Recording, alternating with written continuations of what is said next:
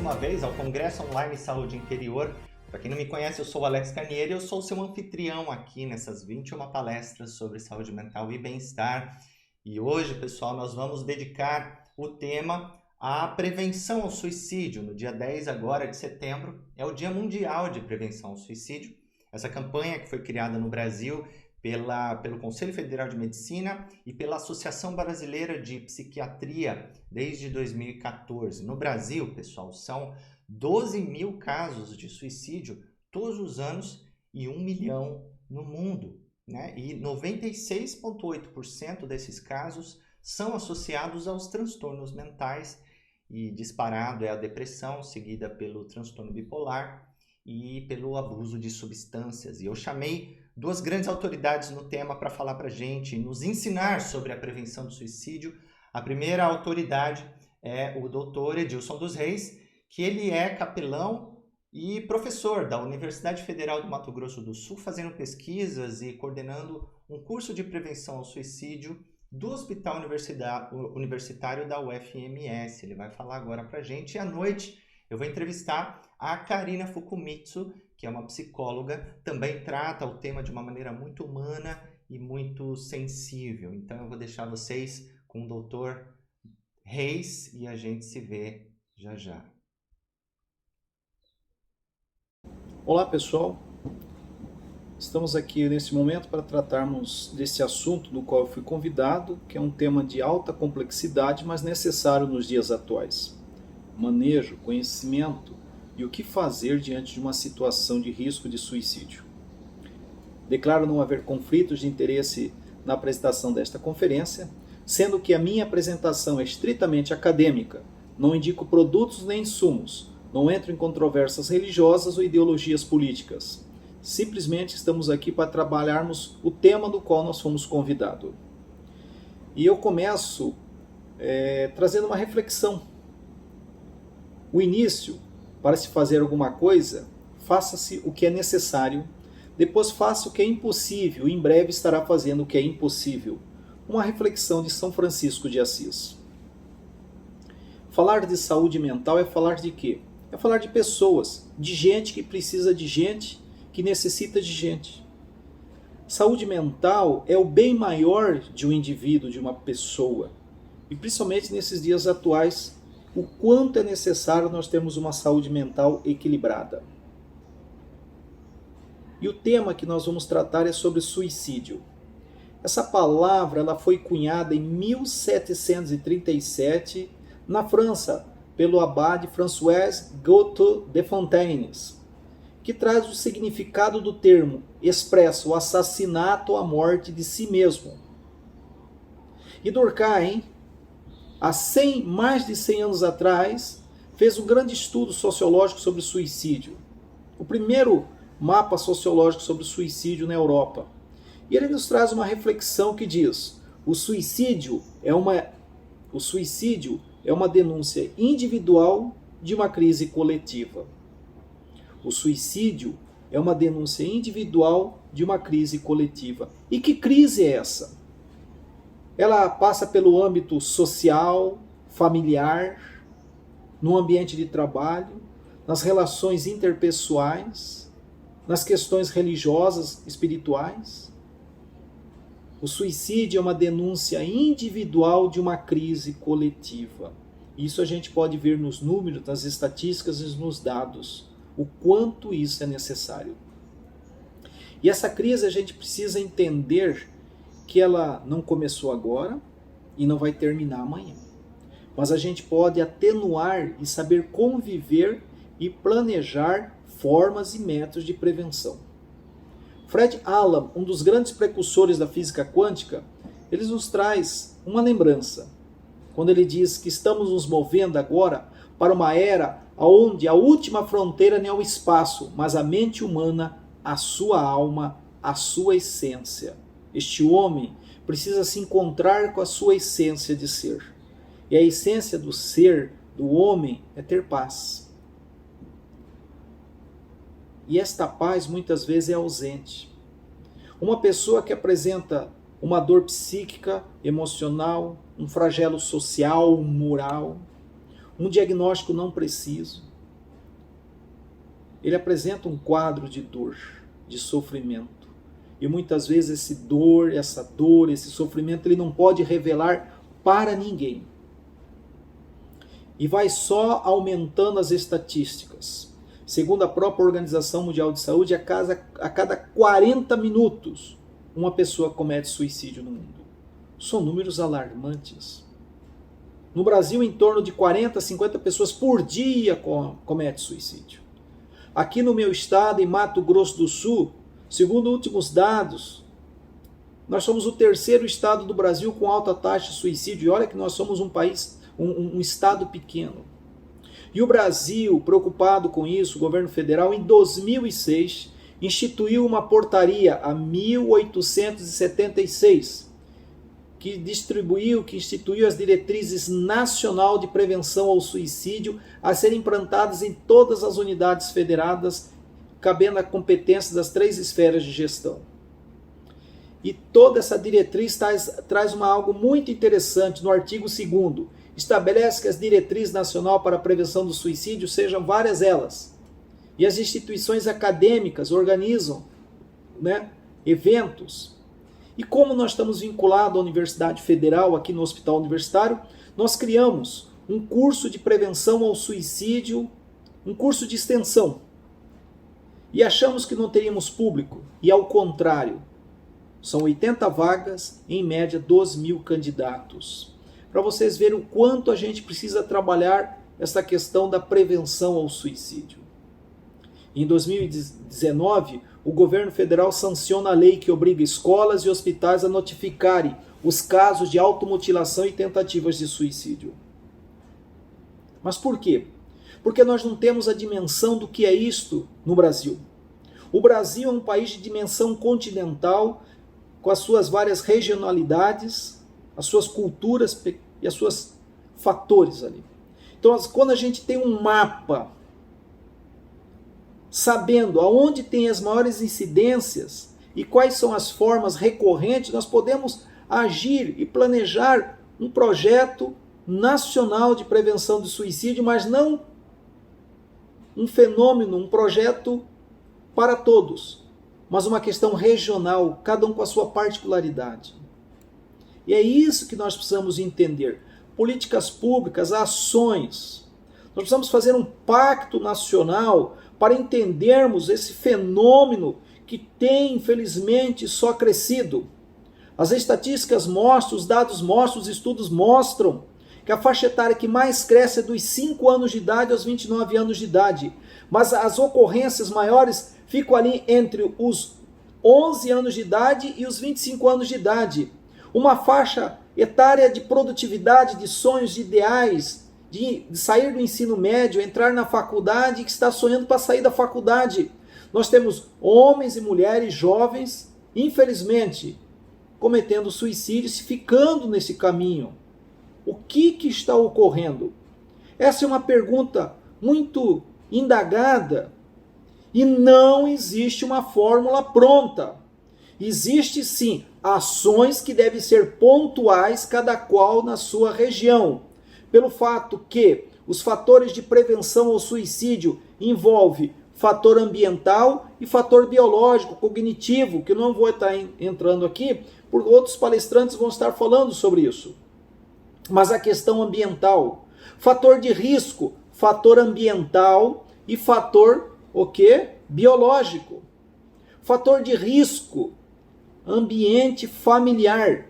60% a 70% dos casos de suicídio são cometidos dentro do lar. Ou seja, um local que deveria ser acolhedor, seguro, o indivíduo deslumbra o seu fim.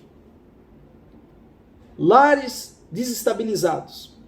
Famílias totalmente destruídas. Famílias desestabilizadas. Lares totalmente disfuncionais. Será? Será que não é uma ou duas pessoas que desestabiliza emocionalmente todo mundo? Que não tem um diagnóstico? Que tem situações da vida que não foram resolvidas? Será que ser mãe é dar luz ou cuidar?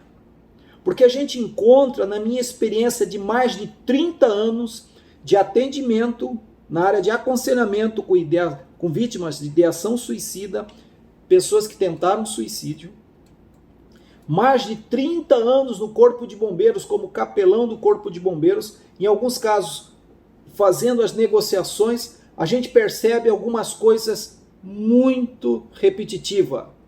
Crianças, adolescentes pobres de amor, sem nenhuma estrutura de amor e de afeto. E o pior é agora, adultos pobres de amor. A ausência de reconhecimento. Eu encontro adultos com 20, 30, 40 anos na sua idade cronológica, mas está preso na sua idade afetiva, emocional, 4, 5, 6 anos, buscando reconhecimento e aceitação ainda. Então essa questão emocional tem que ser muito bem trabalhada, mas para isso a gente tem que entender a questão ambiental, a origem desta criança, deste adulto que um dia foi criança. Criança pobre, pobre de amor. Mães que só gritam, pais que só gritam. O alcoolismo, o uso de entorpecentes, a violência física, a violência psicológica, a violência emocional, o abuso sexual, as violências não reveladas, os pactos familiares. Tudo isso é um bojo de situações.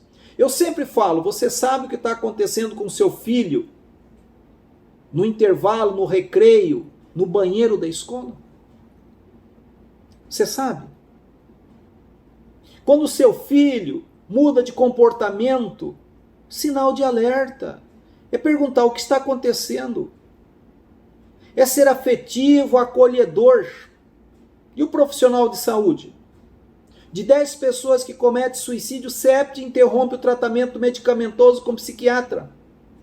Alguns estudos apontam que 1 mês ou 2 meses que a pessoa cometeu suicídio, ele passou por um médico generalista, passou por um psicólogo, às vezes entrou num culto evangélico, entrou numa missa, participou de uma reunião de uma casa da doutrina espírita, mas faltou acolhimento. Faltou ouvir a dor, que não é física, mas é subjetiva. Compreender a palavra que não está sendo falada. Porque os números estão aí. A própria Organização Mundial de Saúde informa, esclarece que o suicídio pode ser evitado. E no Brasil há um aumento de quase 20%. O Brasil registrou aumento da taxa de mortalidade por suicídio por 100 mil habitantes de 2011, 2012, 2013, 2014 e 2015. O que está acontecendo? A maioria das tentativas de suicídio é entre as mulheres. As mulheres utilizam envenenamento ou intoxicação, são os principais meios utilizados na tentativa de suicídio. Os homens morrem mais por suicídio. 62% utiliza enforcamento. E a gente fica muito sensível, sensibilizado, apenado com uma família que uma criança ou um adolescente cometeu suicídio ou um jovem. A gente fica solidário. Mas existe um número silencioso que aumenta a cada dia, que a maior incidência no Brasil de suicídio não é entre jovens, mas é entre os idosos, acima de 70 anos. O Brasil é um país que envelhece velozmente. E esse idoso ele apresenta 3 perfis: abandono, solidão e ausência de pertencimento. Aí vem outras situações conjugadas, anexadas, doenças, perda dos seus relacionamentos interpessoais, perda do seu ente querido, de sua esposa, do seu esposo, sozinho, depressão mal diagnosticada, violência contra esse idoso, a ausência total de amor e carinho com este idoso. Aí eu reforço o que Durkheim disse há mais de 100 anos atrás. O suicídio é uma denúncia individual de uma crise coletiva. E o pior que chama atenção vem agora. Muitos casos de suicídio de crianças e adolescentes, quando a gente vai fazer um estudo profundo, a gente vai encontrar a ausência de afeto, abandono, solidão e ausência de pertencimento dentro do núcleo familiar desta criança e adolescente. Ou seja, os mesmos perfis, os mesmos sintomas que nós encontramos no idoso que comete suicídio, nós encontramos na criança e no adolescente. Então a gente precisa parar e repensar essa sociedade que nós vivemos. Crianças e adolescentes que não sabem lidar com frustrações, vivem numa expectativa, no mundo das expectativas. Quando essas expectativas não são realizadas, eles ficam frustrados, não sabem lidar com isso, age pelo impulso. Por quê? Porque ele não tem consequência, não mede a consequência dos seus atos, age por impulsividade. Infelizmente, acaba cometendo suicídio ou na sua tentativa de suicídio. E o que vem aumentando são as proporções de óbito por suicídio, segundo o meio utilizado no Brasil, é o enforcamento. 66% dos homens que cometem suicídio no Brasil, enforcamento. As mulheres chegam em torno de 47%. Até 10 anos atrás, a gente não observava a alta taxa de suicídio. Era muito pouco, ou quase isento, ou quase zero, mulheres adultas ou mulheres jovens que cometiam suicídio por enforcamento. Nós não tínhamos, nós encontramos. E hoje é recorrente. As mulheres cometem suicídio por enforcamento. Até alguns anos atrás, era impossível, impensável você achar que uma mulher gestante, ou seja, uma mulher grávida, ia cometer suicídio. E hoje é muito comum, tanto a tentativa de suicídio como o suicídio consumado. Era impensável, alguns anos atrás, você imaginar que mulheres matavam seus filhos e depois cometiam suicídio. E hoje é muito comum isso aí. Por quê? Porque perdeu o sentido da sua existência. Atendendo uma ocorrência envolvendo uma adolescente de 14 anos de idade, onde ela me falava repetidas vezes, existe um vazio dentro de mim, existe um vazio aqui. Ela não sabia definir o tamanho desse vazio, ela não sabia dizer o que era este vazio, mas ela tinha um vazio. Era este vazio que impulsionou ela a estar naquela situação de pular daquela altura para ela acabar com aquele vazio. Este vazio que muitas vezes as pessoas julgam o outro, por quê? Porque toda dor é suportável quando não é em mim. Eu não tenho como mensurar a dor de uma pessoa, mas eu tenho a obrigação de respeitar esta dor. E esta dor é subjetiva, eu não tenho como mensurar essa dor. E quantas pessoas que passam esse sofrimento e esta dor? Prevenção do suicídio é possível? Sim. É possível quando a gente começa a entender alguns fatores. O primeiro, os principais fatores de risco para o suicídio são fatores ambientais, fatores biológicos. Que vai ter o quê? Histórias de tentativas de suicídio, presença de transtornos mentais, crise social e crise pessoal. Essa crise pessoal é a questão ambiental.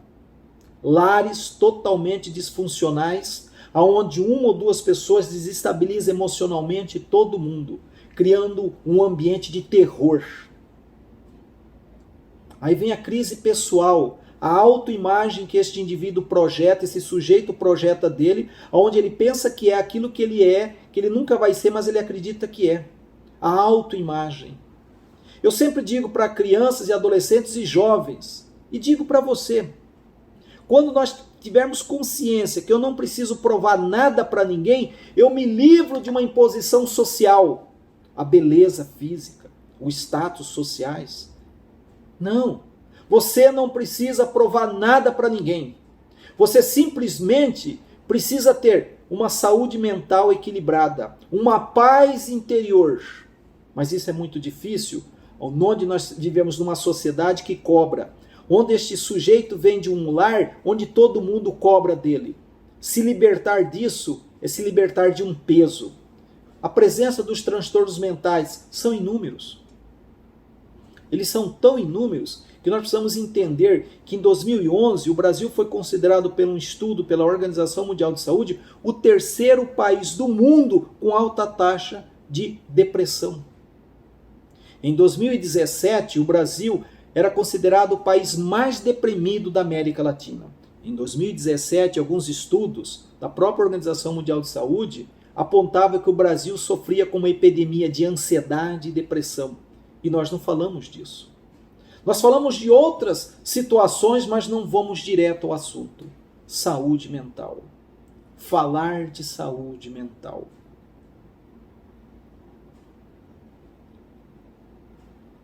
Prevenção do suicídio é possível? Sim. O primeiro passo é a desconstrução de um tabu. A desconstrução da cultura de não pode falar de suicídio. Por anos nós ficamos impedidos. Há quase 31 anos atrás, quando nós começamos a trabalhar isso, as pessoas falavam, não fala disso, não fala isso, é proibido. E hoje, os estudos, a literatura e a própria academia demonstram o quanto é necessário nós falarmos sobre isso. E aí vem o papel da imprensa. A imprensa tem um papel fundamental de esclarecer o que é mito, do que é verdade, e apontar caminhos e soluções aonde o indivíduo pode procurar ajuda. Desmistificar esse tema de suicídio. Abertamente, sem rodeio, falar diretamente. A mídia ela tem um papel de esclarecimento, que ela tem uma penetração muito grande. A mídia. Mas a mídia por anos ficou calada, porque achavam que falar de suicídio vai aumentar os casos no fenômeno dominó, o ato repetitivo ou efeito Vetter. Não é nada disso. É o contrário. Na minha experiência, aqui, palestras, aulas, workshop, curso, as pessoas têm deslumbrado isso e procurado ajuda. O CVV é um deles. Falar de angústia, depressão e transtorno mental e falar de suicídio. Sim, precisamos falar disso. Mas falar dentro de casa. Tirar esse tabu, esse mito de que isso não pode ser falado. Nós precisamos falar disso. O segundo passo, a desconstrução do estigma. Esse estigma social, religioso, provocado às vezes por falta de informação, de esclarecimento, isola o indivíduo com suas dores e sofrimento, ele fica sozinho, abandonado com a sua dor. Ele fica marginalizado.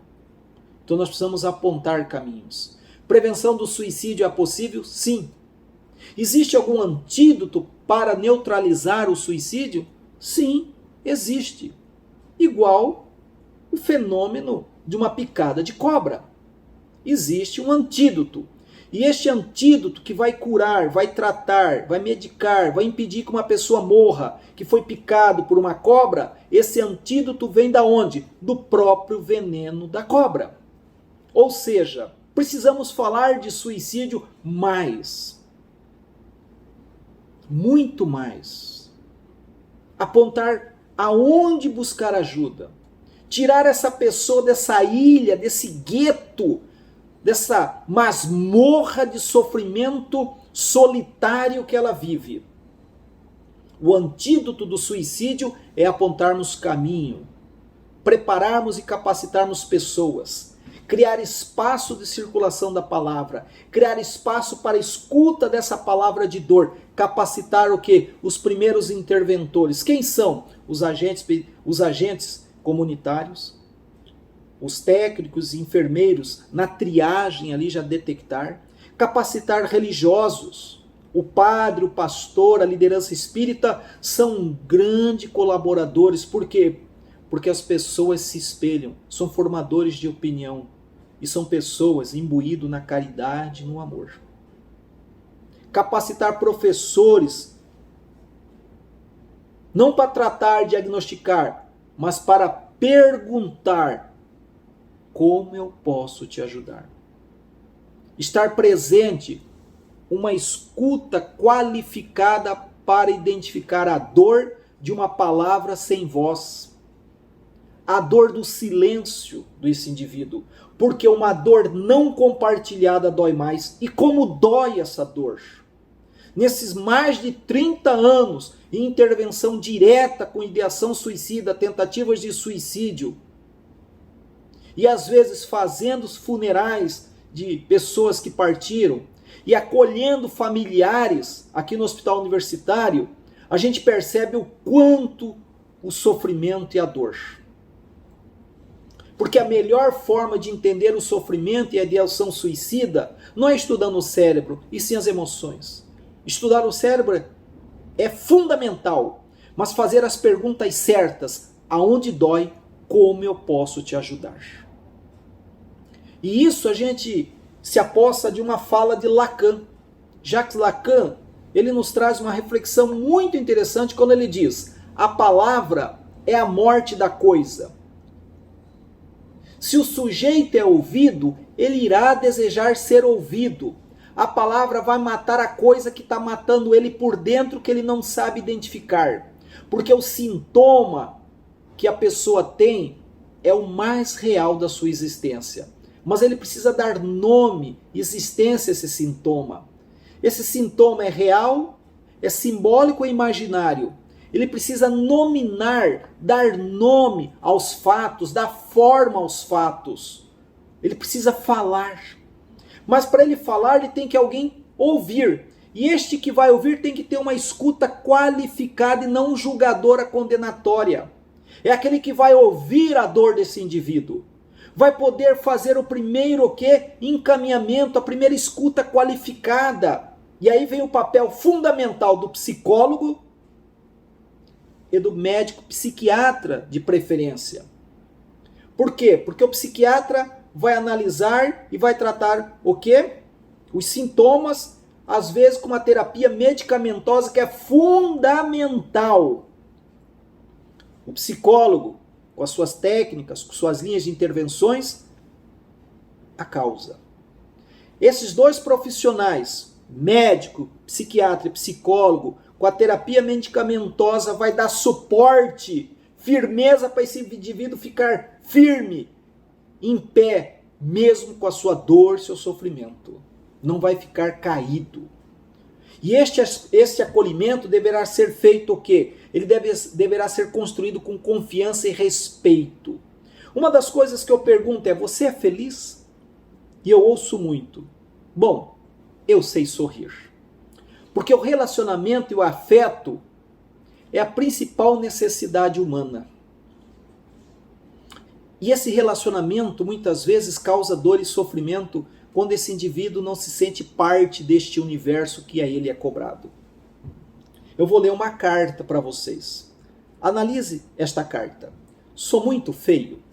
Sendo assim, não tente me convencer de que sou uma pessoa muito linda, porque no final do dia me odeio de todas as formas. E não vou mentir para mim mesmo ao dizer que existe beleza dentro de mim, e é isso que importa. Sendo assim, tenha certeza que me lembrarei de que sou uma pessoa inútil e terrível. E eu mereço. E nada do que você me diga me fará acreditar que eu mereço amor. Porque não importa o que aconteça, não sou suficiente bom para ser amado. E não estou em posição de acreditar que existe beleza dentro de mim. Porque cada vez que me olho no espelho, penso: sou tão feio como as pessoas dizem que sou? Esta é uma carta onde o indivíduo revela a sua dor, seu sofrimento e sua angústia.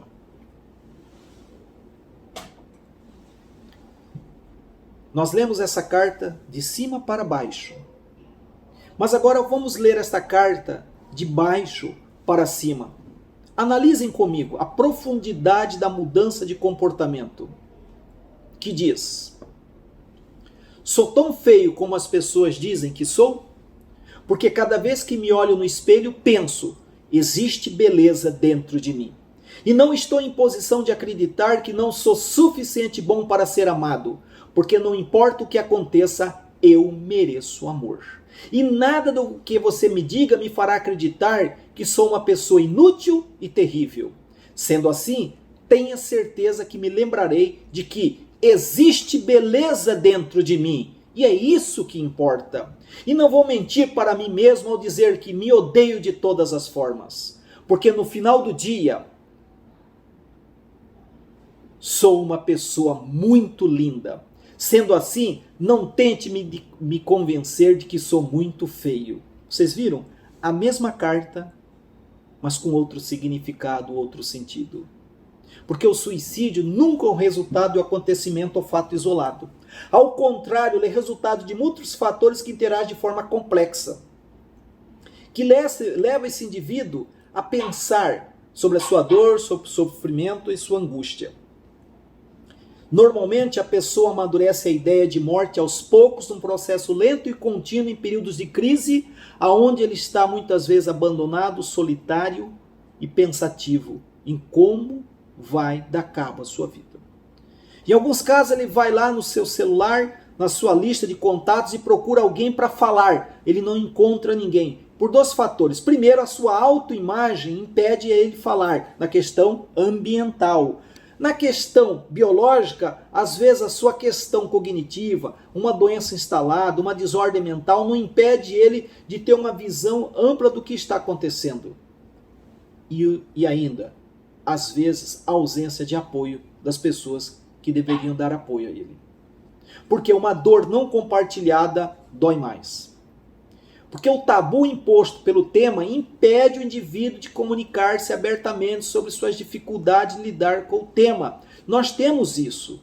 Nós não sabemos lidar com o tema de suicídio. Existem muitas teorias, mas nós temos que entender que nenhuma teoria vai caber na subjetividade de uma pessoa. As teorias muitas vezes são para o coletivo e nós esquecemos que é o indivíduo que sofre.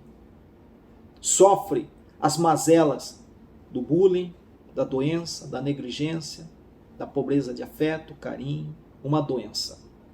E a sociedade desaprova o ato suicida por não conhecer, não saber. E essa não aprovação social, essa crença, essa desvalorização acaba reforçando o tabu e que impossibilita o indivíduo a falar abertamente sobre suas dores e seu sofrimento. E ele sofre. Ele sofre porque ele não tem com quem falar, aonde falar.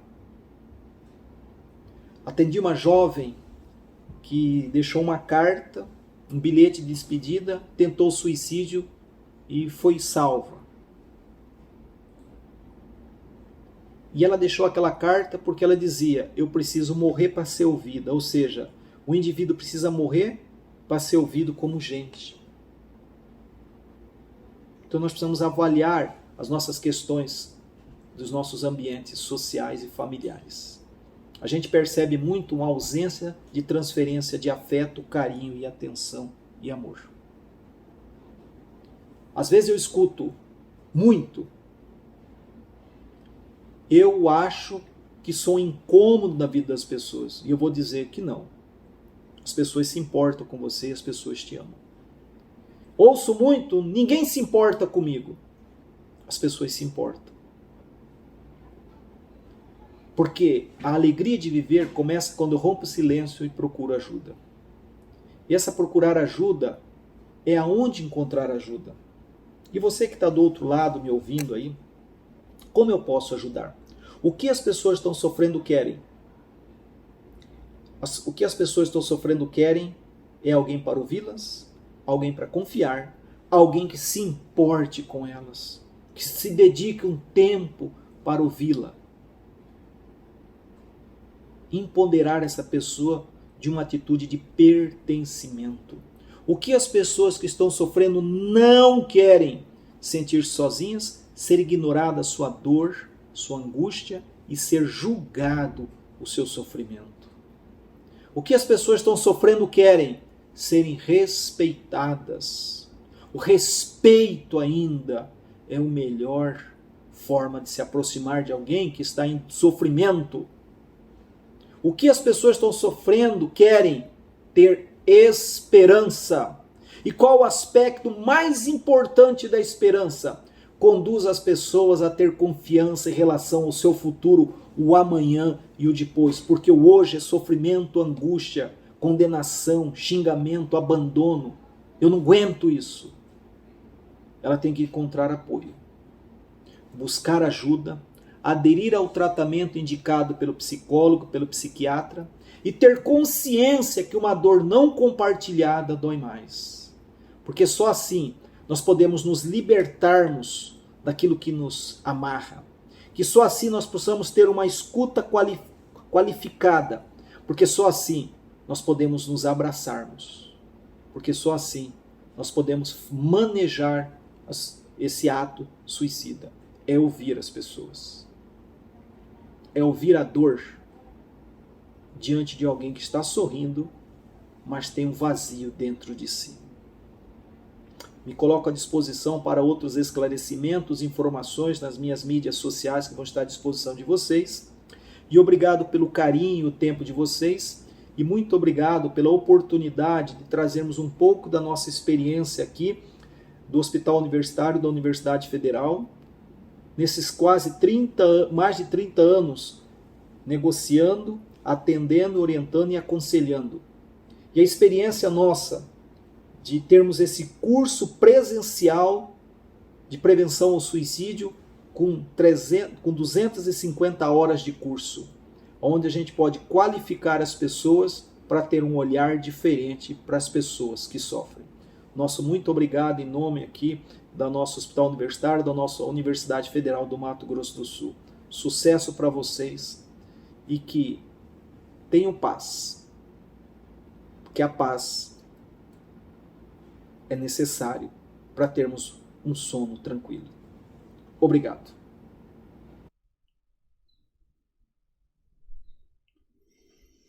Eu espero que essa palestra tenha te esclarecido, te dado orientações, informação e esperança.